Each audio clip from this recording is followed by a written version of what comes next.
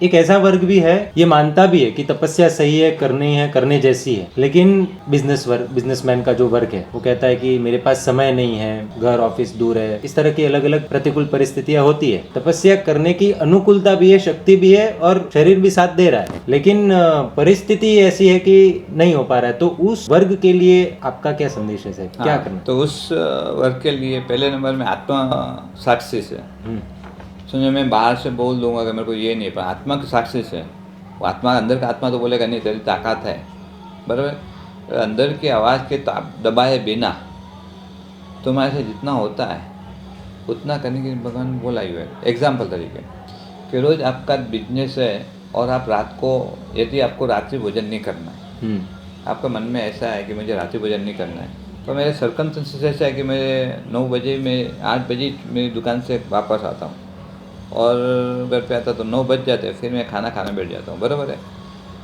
अभी भगवान की आज्ञा है कि रात को खाना वो दुर्गति का नेशनल हाईवे है, दूसरे नंबर में आपको भी करना है, बराबर है। तो 7 दिन वीक के है तो 6 दिन आप नहीं कर पाते हो, 7वें दिन रविवार है, हाँ। उस दिन तो आप घर पे हो, कर सकते हैं, तब आप कर सकते हो। चलो दूसरे नंबर में 6 दिन आपको पता है कि मेरे को रात्रि को खाना नहीं है, मेरे भगवान की आज्ञा भी ना बोलते मुझे, तो आप एक टाइम बैठ के एक्स्ट्रा थाली पे नहीं, एक्स्ट्रा थाली पे बैठ के खा लिया, बराबर है। क्यों? मजबूरी है, भूखा रह नहीं सकते, और मेरी नौकरी या धंधा बिजनेस है, मुझे 8 बजे घर पे आने का होता है, तो बस एक बहाने पे बैठ के फिर आप उठ के काहे को खाते हो? तो आप करोगे मेरी भगवान की आज्ञा और मुझे तब करना है, तो और रात्रि भोजन नहीं करना है, तो उसके बाद को आप छोड़ दो ना। फिर जो आप करते हो खाने के बाद दूसरा वापस खाना लेते हो, वो आपको दुर्गति में ले जाते हैं। तो फिर ये आप की दलील जो आप बोले नहीं रात्रा पड़ी हो तो पसे खाओ, तो वो गलत है। और आपने वो खाते हुए समझो लेट से आने के बाद आपके दिल के अंदर एक आग है कि मुझे खाना नहीं पड़ता, एक टाइम खा लेता हूँ, तो आप दुर्गति में नहीं जाओगे, आप सदगति में जाने का चांसेस पूरा है। और उससे आपका रात्रि भोजन का जो अंतराय कर्म है, या तो ऐसे तो आने वाले भव में आपको सुविधा भी होगी, धंधा ही ऐसा मिलेगा, और आप प्यार से रात्रि भोजन बिल्कुल नहीं करोगे। क्यों? इस भव में करना पड़ा था, वो डंक है, और उसके बाद दूसरी बार खाना नहीं खाया। तो ऐसे कोई भी तप है, ये एक आपको मैं रात्रि भोजन का दृष्टांत दिया। ऐसे आपसे नौकासी का पचकान पाल सकते हो, तो आप भले उपवास नहीं कर सकते तो नौकासी कर सकते हो, आप पोर्सी तो कर सकते हो। एक एग्जांपल देता हूँ, पिंडवाला गांव के आचार्य कुलचंद्र सूर्यमा साहब है, पोरवाल है, और प्रेम सूर्यमा साहब के शिष्य है, बराबर है। जब उनकी दीक्षा हुई, उनसे सुधा वेदनी ऐसा तो भूखा नहीं रह सकते थे, और उस टाइम पे पोरसी का पचकान करते थे। तो पोरसी का टाइम के अंदर घर पे जाके गोसी जाके एक आधा ग्लास जितना तूर की दाल लेके आते थे। 9 साढ़े 9 बजे पोरसी का पचकान आता है, 9:30 बजे, तो लोग को कुकर में तूर की दाल और चावल रखते थे और उतारते, तो तूर की दाल 2-3 घंटे से लेके आके इतना लेके फिर पी के वापस स्वाध्याय में लग जाते थे। उनसे क्या नहीं होता था?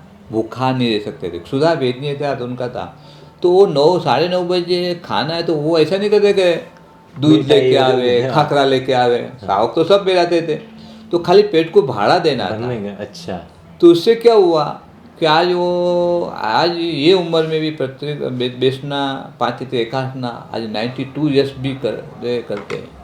तो उनके अंदर आग थी कि तो उनसे वो करते हुए उनके कर्म टूटे। तो खाली सुधावे ने पेट को भाड़ा दिया, नए कर्म नहीं बांधे। आप समझ रहे? तो आपको ऐसे होना चाहिए कि मुझे जीवन के अंदर कुछ भी कमाना है, तो जब भी सर्कमस्टेंसेस अनुकूल है उस दिन आप कर लो ना, वो मत छोड़ो।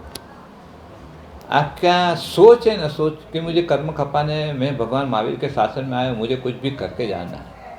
दूसरी बात, इस बात को थोड़ा लंबाता हूँ कि तीर्थंकर भगवान है, बराबर है, जब मोक्ष में जाते हैं या तो केवल ज्ञान, आराधना कहाँ तक करने की? जब तक केवल ज्ञान नहीं होता। केवल ज्ञान के बाद कोई आराधना है नहीं है, खाली दृष्टा भाव से देखना।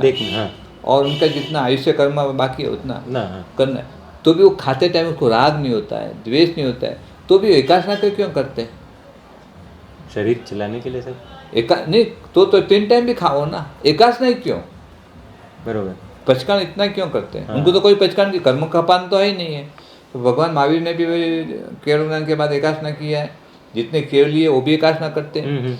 और जब मोक्ष में जाते हैं तो 1 महीना अनशन करके के साथ कितने जाते हैं, कितने छठ अट्ठम करके लगभग मासक्रमण करके ही जाते हैं। तो उनको क्या कर्म खपाना है, तो क्यों करते हैं?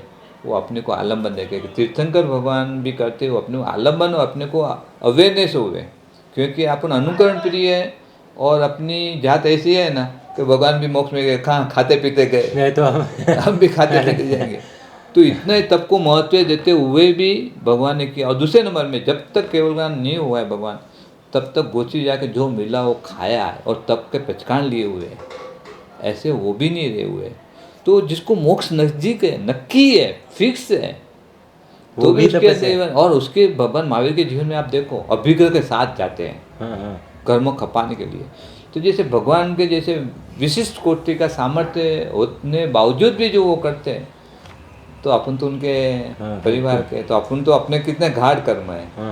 वो तो तप के बिना 12 प्रकार का तप है, इतना ही महत्व है, जितना होता उतना करो। और दूसरे नंबर में जैन कुल में पचकान नाम का ये, तो उससे आपका कर्म टूटते, खाली आप मन से नक्की करते हो नहीं है। तो ये भाव में पचकान, यदि ये जैन कुल में जन्म नहीं लिया है तो दूसरे जन्म में भी तप करते, उपवास करते हैं, पर उसको हाथ जोड़ के प्रतिज्ञा नाम का तो कोई धर्म ही नहीं है।